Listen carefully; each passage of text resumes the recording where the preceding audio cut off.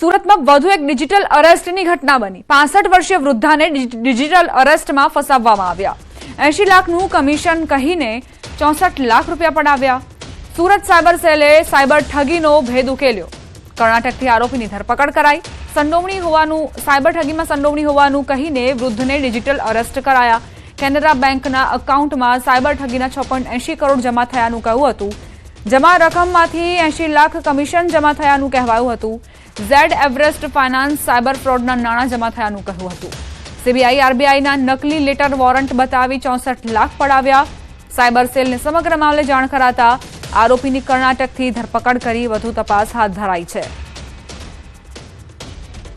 6 કરોડ 80 લાખ જેટલી રકમ જમા કરવામાં આવી છે અને એમાંથી તમને 80 લાખ રૂપિયા જેટલું કમિશન આપવામાં આવ્યું છે, જેના લીધે જેટ એરવેઝનું જે ફાઇનાન્શિયલ ફ્રોડ પહેલા જે નરેશ ગોયલના છે એ સ્કેમમાંથી આમાં પૈસા આવેલા છે અને એમાં વિક્ટીમના હસબન્ડે સુસાઇડ કરી લીધું છે અને એમાં પણ તમને અરેસ્ટ કરવાના છે।